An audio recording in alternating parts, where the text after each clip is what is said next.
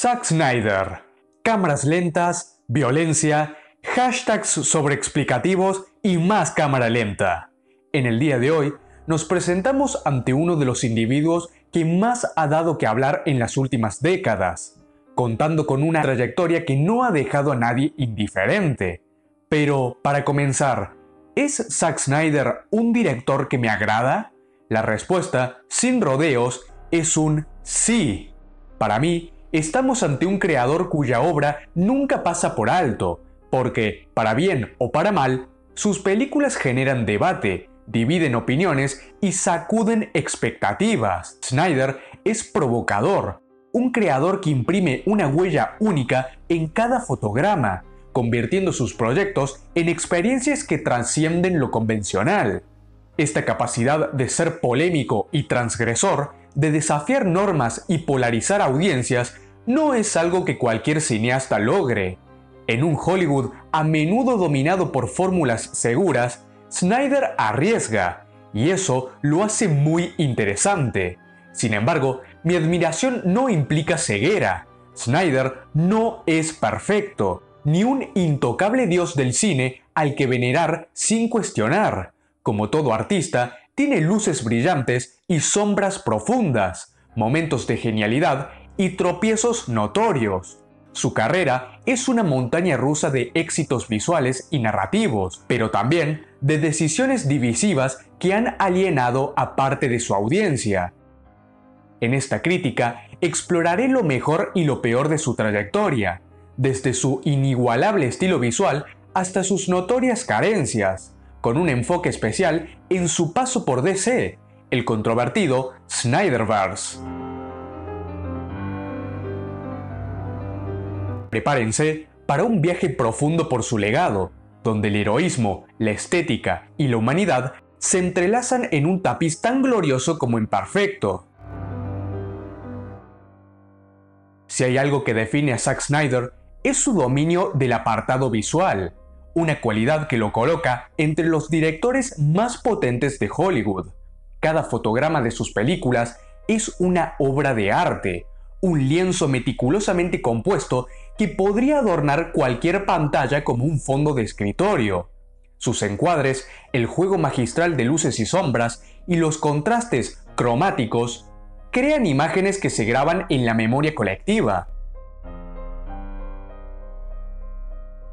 Desde los tonos dorados de 300 hasta los grises melancólicos de Batman v Superman, Dawn of Justice, Snyder transforma el cine en una experiencia sensorial que trasciende la narrativa. Incluso en sus trabajos más recientes, como Rebel Moon, donde algunos cromas y desenfoques han sido criticados, su ambición visual sigue siendo innegable. Lo que eleva a Snyder por encima de muchos contemporáneos es su atención obsesiva al detalle. Sus secuencias están plagadas de elementos que enriquecen el universo narrativo, aunque a menudo pasen desapercibidos. Un ejemplo icónico es el traje de Superman interpretado por Henry Cavill. Cada centímetro de la malla está inscrito con glifos kryptonianos, un detalle imperceptible en pantalla, pero que refleja el compromiso de Snyder con la mitología de sus mundos. Solo en una exposición, con el traje a milímetros de los ojos, podrías apreciarlo. Otro caso es el mango de la espada de Slade Wilson en la visión postapocalíptica de la Liga de la Justicia de Zack Snyder, que lleva el símbolo de la Liga de los Asesinos. Este guiño, nunca mostrado explícitamente en la película, expande el trasfondo de Deathstroke, sugiriendo conexiones con Ra's al Ghul. ¿Por qué incluir detalles que el público no percibirá? Porque, como Snyder parece pensar, yo sé que está ahí. Esta mentalidad, casi artesanal, refleja una pasión por el universo que construye, y como fan, me identifico profundamente con esa devoción. Sin embargo, esta virtud tiene un lado oscuro. La saturación de conceptos visuales y simbólicos puede abrumar al espectador, generando confusión o interrumpiendo la experiencia. En Batman v Superman, la confrontación en la azotea entre Superman y Lex Luthor es un ejemplo perfecto. Este diálogo, uno de los más profundos de la cinta, revela las motivaciones de Lex. God is tribal. God takes side. God is all powerful. He cannot be all good.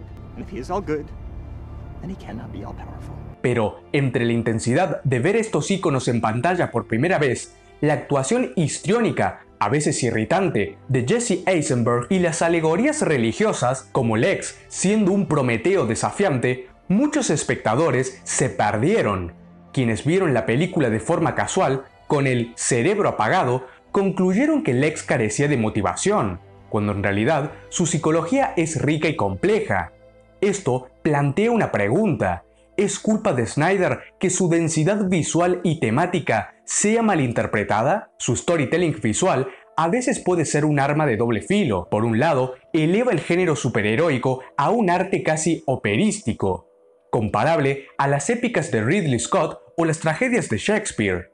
Sus secuencias de acción, como la batalla en el almacén de Batman v Superman, son coreografías brutales que destilan emoción y narrativa sin diálogos. Pero por otro, la sobrecarga de simbolismo y excesivos detalles, como cruces cristianas o alusiones mitológicas, puede alienar a audiencias que buscan claridad. Comparado con directores como Christopher Nolan, quien equilibra temas filosóficos con narrativas accesibles en The Dark Knight, Snyder a veces parece más interesado en la grandilocuencia que en la accesibilidad para cierta parte de la audiencia. Su estilo es un banquete visual, pero requiere que el espectador esté dispuesto a digerirlo. El segundo gran desafío de Snyder, relacionado con el apoteósico apartado visual, es la malinterpretación de sus mensajes. Un problema que surge de su afán por la espectacularidad. Un caso paradigmático es Rorschach en Watchmen, uno de los personajes más complejos bajo su dirección.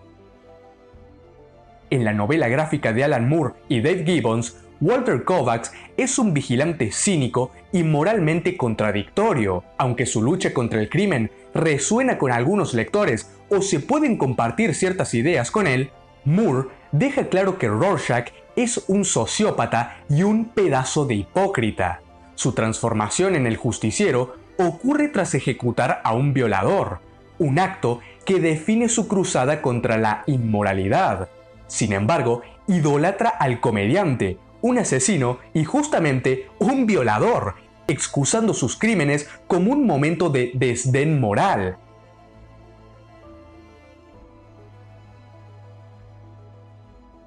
Esta contradicción expone su fanatismo y doble moral, un rasgo que Moore utiliza para criticar el vigilantismo extremo. En la adaptación de Snyder, Watchmen es una obra maestra visual que marcó un hito en el cine de superhéroes. Sin embargo, su enfoque teatral y estilizado embellece demasiado a Rorschach, especialmente en escenas como su monólogo bajo la lluvia, donde Jackie Earle Haley brilla con una intensidad magnética. Esta glorificación visual, junto con la fidelidad a los diálogos de Moore, hace que muchos espectadores vean a Rorschach como un antihéroe cool en lugar de un sociópata perturbado. La acción estilizada y la banda sonora épica opacan su hipocresía, llevándonos a preguntarnos nuevamente, ¿hasta qué punto es Snyder responsable de esta lectura errónea? Como fan de los cómics, adoro a Rorschach por su complejidad, pero reconozco sus defectos. Su fascinación radica en ser un reflejo oscuro de la justicia, mas no un modelo a seguir. Independientemente a que pueda tener algunas ideas congruentes en el mundo real, es extremadamente hipócrita y la teoría del asesino de máscaras que defiende durante toda la historia es errónea. Sin embargo, la película de Zack, al priorizar la estética sobre la crítica mordaz de Moore, suaviza esta intención, por lo que el director parece más interesado en la épica. Esto no es necesariamente un fallo, pero cuando la espectacularidad eclipsa el mensaje, personajes como Rorschach pueden llegar a perder matices. Otro ejemplo es Lex Luthor en Batman v Superman. Su motivación, arraigada en un trauma infantil y un desafío teológico contra el poder absoluto, es profunda, pero la entrega frenética de Eisenberg y las capas de simbolismo la hacen difícil de asimilar. Muchos fans, esperando un Lex Luthor frío y calculador como el de All Star Superman o Superman de Gary Frank, sintieron que no tenía rumbo. La intención de Snyder es audaz, pero su ejecución a menudo exige una participación activa de la audiencia, algo que no todos los espectadores están dispuestos a proporcionar. El tercer defecto de Zack es su tendencia a extenderse demasiado en su apartado visual, lo que lleva a películas excesivamente largas y a una dependencia frustrante en cortes extendidos. La Liga de la Justicia de Zack Snyder, con sus 4 horas, es el ejemplo más claro. Aunque esta versión es superior al corte de 2017 dirigido por Joss Whedon, su duración plantea preguntas sobre la necesidad de ciertas escenas. ¿Era imprescindible una secuencia de 5 minutos de Bruce Wayne montando a caballo en Islandia? Estas elecciones reflejan la indulgencia de Snyder, quien parece priorizar su visión completa sobre la accesibilidad. No defiendo las decisiones de Warner Bros. De mutilar sus películas, especialmente cuando alteraron el tono de Justice League para imitar un estilo más ligero. Respetar la visión de un director es fundamental. Si un estudio contrata a Snyder, conocido por su personalidad autoral, debería aceptar su enfoque, y si no, pues no contratarlo en un primer lugar. Sin embargo, entiendo por qué el estudio recortó Justice League. En un mercado donde la atención del público es limitada, una epopeya de 4 horas es un riesgo, y más aún cuando una duración tan extensa no era necesaria. Las películas de Snyder a menudo parecen cortes incompletos por defecto, lo que obliga a los fanáticos a esperar las ediciones definitivas para experimentar la historia completa. Este patrón se repite en Watchmen, Batman v Superman y ambas partes de Rebel Moon, donde las versiones extendidas corrigen problemas de ritmo o claridad, pero dejan una sensación de incompleto en los cortes regulares. Esta estrategia, aunque puede ser un truco de marketing para maximizar ingresos, frustra a los espectadores. Como fan, me molesta consumir una película de Snyder con el prejuicio de que estoy viendo una versión a medias, sabiendo que un corte extendido llegará después. En contraste, directores como James Cameron, que lo han elogiado, logran contar historias épicas en duraciones más o menos manejables, equilibrando espectáculo y narrativa. Snyder podría beneficiarse de una edición más disciplinada, preservando su visión sin alienar a la audiencia casual. Si bien el apartado visual es su mayor fortaleza, su debilidad como guionista es, para mí, su mayor flaqueza, especialmente en proyectos originales donde asume múltiples roles. Como dice el refrán, el que mucho abarca, poco aprieta. Cuando Snyder tiene control total, como en Army of the Dead y Rebel Moon, su narrativa a menudo carece de coherencia, contexto y desarrollo de personajes, resultando en historias entretenidas pero superficiales. La premisa de un atraco en un Las Vegas infestado de zombies es divertida, pero el guión no explora las reglas del mundo ni profundiza en los personajes más allá de arquetipos. Rebel Moon, una ópera espacial inspirada en Star Wars y los 7 samuráis, crea un universo visualmente rico, pero falla en exprimir su potencial. La mitología del Imperio y la princesa Isa es confusa, con reglas inconsistentes, y los personajes, como Cora o Némesis, tienen motivaciones genéricas que no evolucionan. Comparado con Dune, de Denis Villeneuve, que construye un mundo complejo con personajes memorables, Rebel Moon se siente como un esbozo. Snyder parece asumir que el espectador ya conoce las reglas de sus mundos, omitiendo explicaciones esenciales. Esta falta de contexto afecta la coherencia narrativa, haciendo que sus historias se sientan más como montajes de escenas espectaculares que como relatos completos.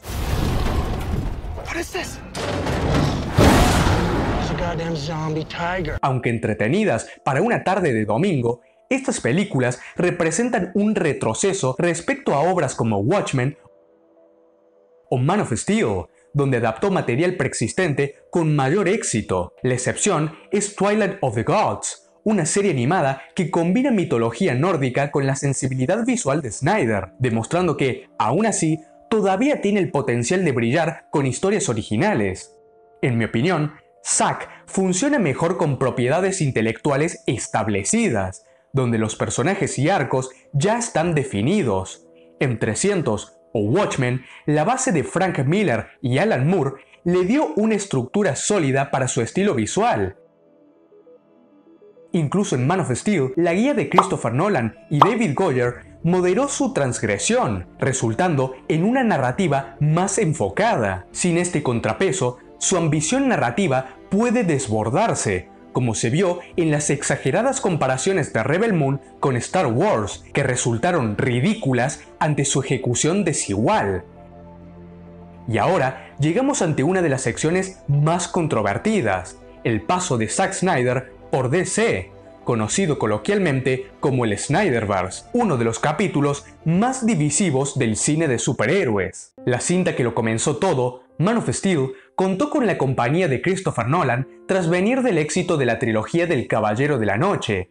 En ella tenemos una deconstrucción del protagonista, en donde, si el personaje es una letra D en los cómics, Snyder lo presentará como una letra A y a lo largo de la historia lo hará evolucionar haciéndolo pasar por B y C hasta llegar a ser lo que Superman siempre debería ser. Todo esto, por supuesto, respetando ciertos tropos para que aún así el personaje siga siendo reconocible en todo momento. En lugar de presentarnos a Superman en todo su esplendor desde el primer segundo, realizará ciertas modificaciones o ajustes en el origen de Kal-El que tendrán una repercusión durante su adultez. En lugar de tener a un padre que lo incentive a hacer el bien desde el inicio, tendremos a un Jonathan Kent interpretado por Kevin Costner que le inculcará una enseñanza en la que presentará las amenazas de un mundo actual, aconsejándole mantenerse oculto hasta que esté listo. We talked about this. Clark, you have to keep this side of yourself a secret. When the world finds out what you can do, it's going to change everything. Our beliefs, our notion, what it means to be human, everything. Esto provocará que Clark, en lugar de trasladarse a Metrópolis optimista con sus estudios en periodismo y dispuesto a hacer el bien como Superman, será un paria de la sociedad y se mantendrá distante a ella, lo cual no impedirá que cometa actos de ayuda altruista sin ser detectado. La raza kryptoniana, en lugar de científicos pacíficos, serían en su mayoría conquistadores, un cambio que definitivamente tendrá peso a la hora de que Superman actúe, ya que cuando Jor-El le explica que Krypton se buscó su propia extinción al centrarse en las estrellas y no tanto en su propio planeta, el héroe se rehusará a darle una segunda chance a la reconstrucción de su civilización en la Tierra. El Superman de las viñetas habría buscado negociar con Zod y convencerlo de llevar a cabo el resurgimiento de Krypton en otro planeta de cualquier otra galaxia, pero aquí, gracias a ese ligero ajuste expuesto por Jor-El, Superman responderá con un Krypton ya tuvo su oportunidad. ¿Lo ven? ¿Ven cómo sí es necesario mostrar su origen en todas las películas? Esto se debe a que Superman, junto a otros personajes, presentan un origen que puede tener múltiples variables que, aun pareciendo superficialmente insignificantes, basta con que una sea ligeramente modificada para que la actitud del personaje sea una determinada. Y por supuesto, ¿cómo olvidar cuando la batalla final concluye con un momento choqueante? El asesinato del general Zod.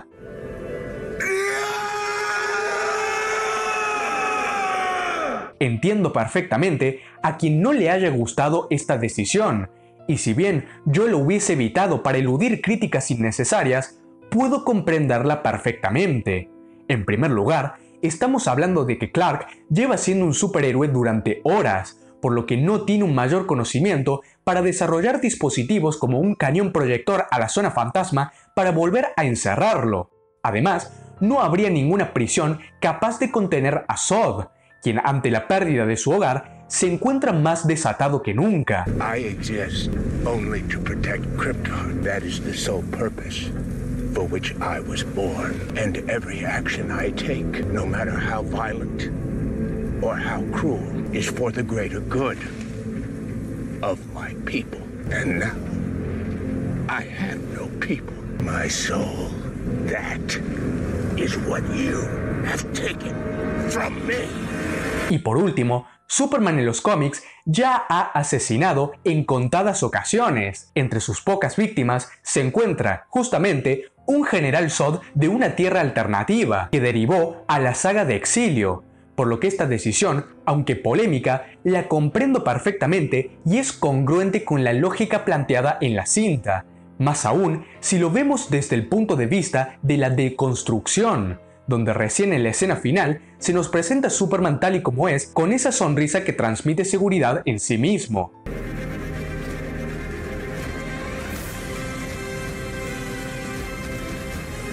Para mí, esta cinta es perfecta y fácilmente entra en mi top de películas de superhéroes de la historia.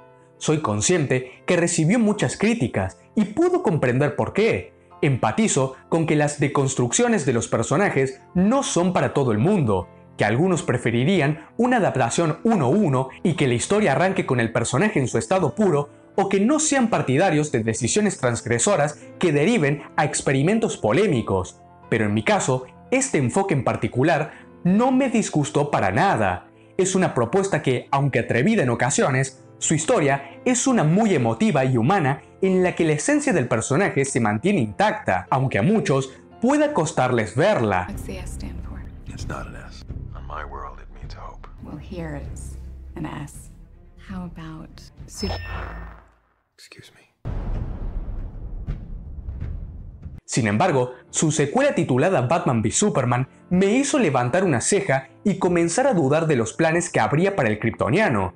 En un mundo fantástico y típico de cómic, tras el final de Man of Steel y la derrota de Zod, los ciudadanos saldrían de sus refugios y aplaudirían al héroe que salvó el día, aguardándolo con los brazos abiertos. En su lugar, Snyder se aparta de ese camino a costa de entregarnos las consecuencias que habrían en un mundo lo más próximo al nuestro. Porque sí, ya desde la primera entrega, el director arranca el personaje de las viñetas y, además de deconstruirlo como mencionamos con anterioridad, lo arroja directo a un mundo sombrío y oscuro, explotando esas múltiples variables en el origen del kryptoniano que tendrán una influencia en su carácter, por lo que la repercusión social de tener a un hombre volador cruzando los cielos estaría lejos de ser como la de los cómics.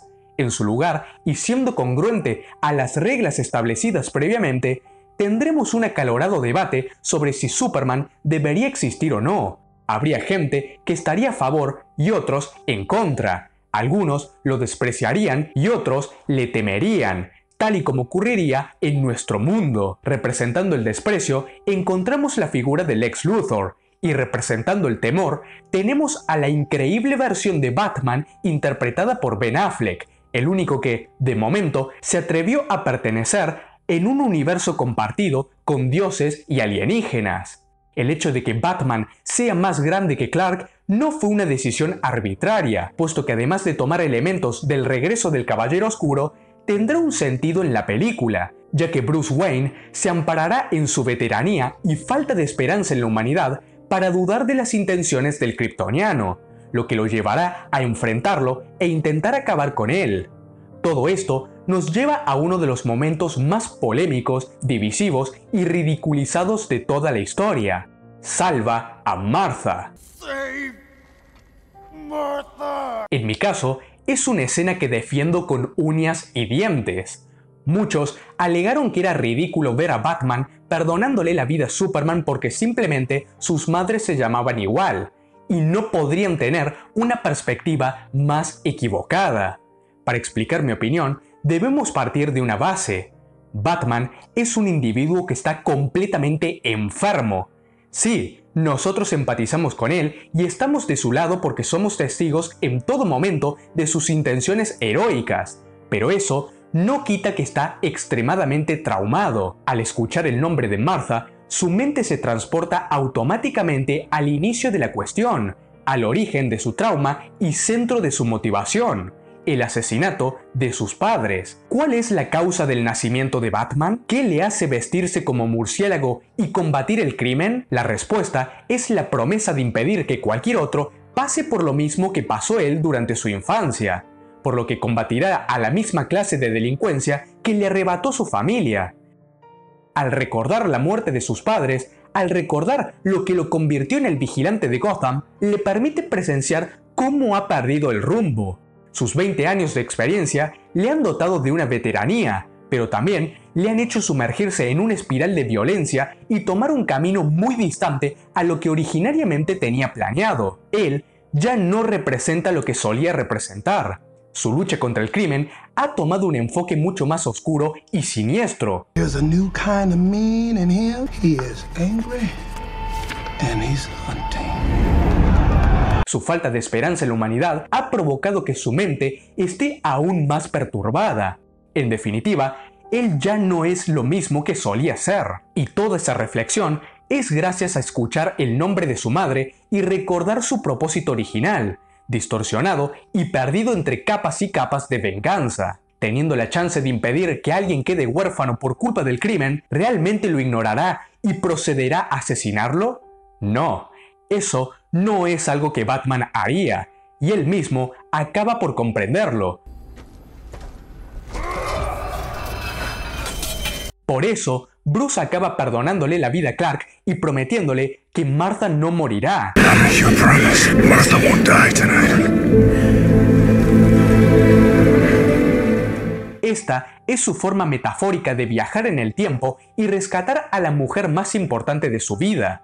Esta es su manera de hacer las paces consigo mismo, o al menos de intentarlo. Por supuesto, hay algunas ideas que me resultan ilógicas e indefendibles, desde aquellas que no llegaron a desarrollarse, como las Amazonas siendo kryptonianas o Lois Lane esperando un hijo de Bruce Wayne, o incluso varias que sí llegaron a lo visto en pantalla. Así como defiendo el camino que Zack tomó con Superman en Man of Steel, así como lo entiendo en Batman v Superman, llegamos al Snyder Cut, donde, a mi parecer, todo alrededor del kryptoniano fue un auténtico despropósito.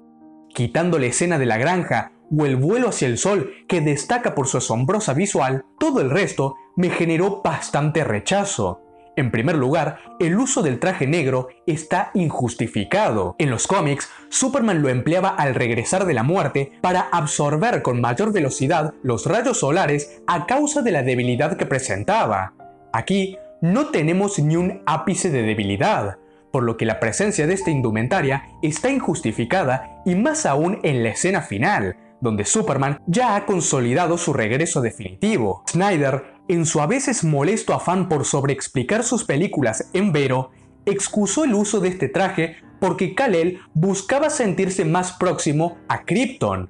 Esta justificación no tiene ningún sentido, puesto que su traje regular, azul y rojo, ya es de origen kryptoniano, mas no uno casero.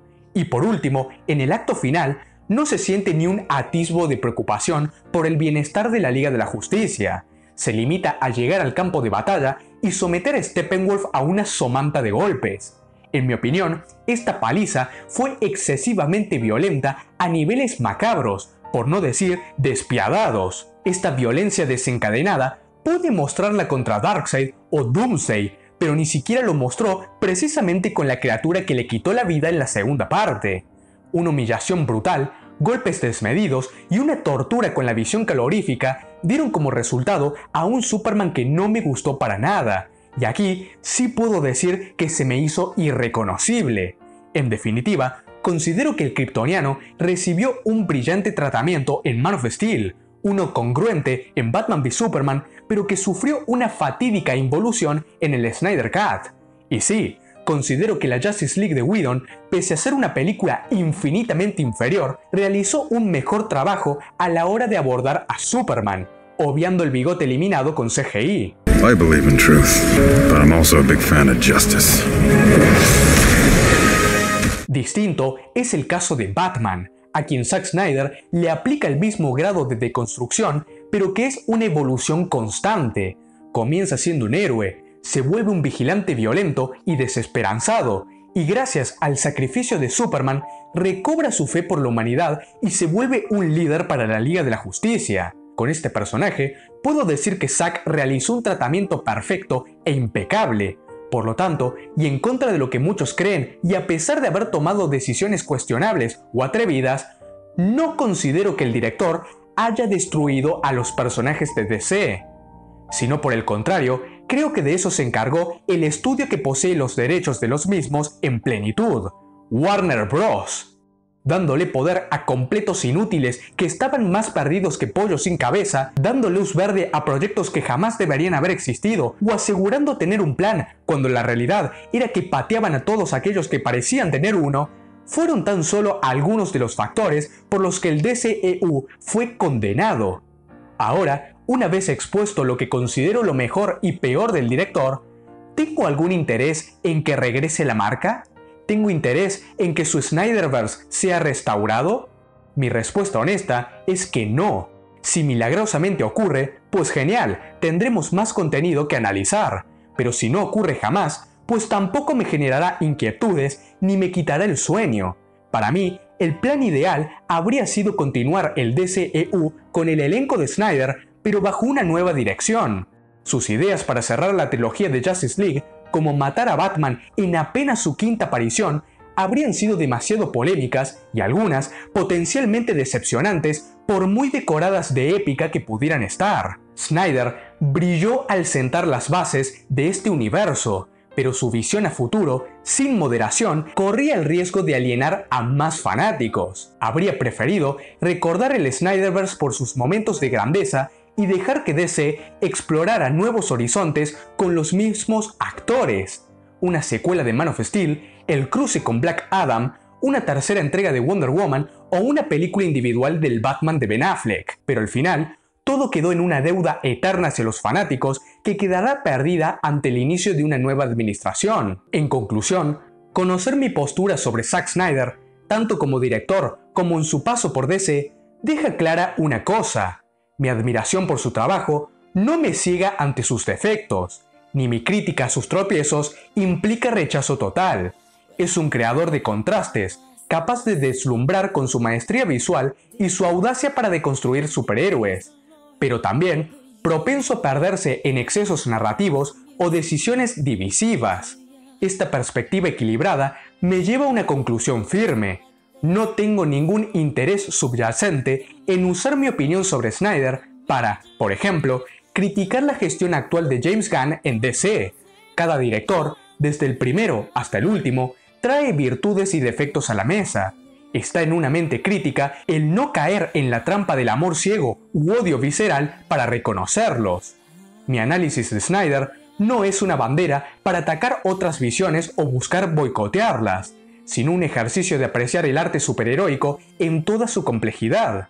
A pesar de las decisiones cuestionables en el plan a futuro del Snyderverse, es innegable que el cineasta dejó una marca imborrable. Su sello autoral es único y distintivo, una rareza en un Hollywood que a menudo prioriza la uniformidad sobre la personalidad. Desde los encuadres operísticos de Man of Steel hasta la brutalidad estilizada de Batman v Superman, cualquier espectador puede identificar una película de Snyder en segundos. Esta identidad, forjada por su obsesión con el simbolismo, la mitología y la divinidad de los héroes, lo distingue de directores más genéricos. En un género dominado por fórmulas seguras, sus filmes son una valiente declaración de individualidad, incluso cuando sus sombras amenazan con eclipsar sus luces. Reconocer esto no implica desear su regreso a DC, pero sí celebrar un legado que desafió convenciones y dio voz a una generación de fans. El Snyderverse, con sus triunfos y fallos, es un testimonio de lo que el cine de superhéroes puede ser, un lienzo para explorar la esperanza, el sacrificio y la lucha humana a escala cósmica.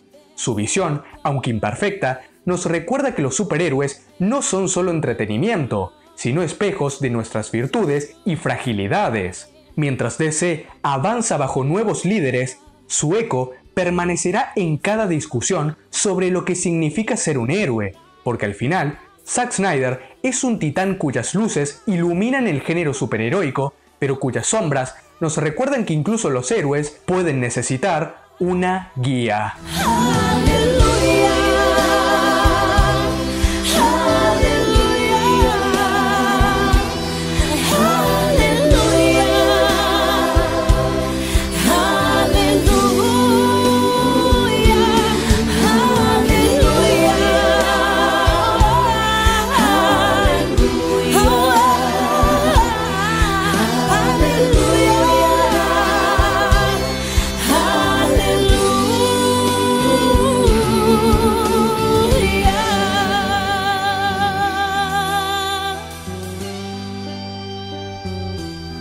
Hallelujah.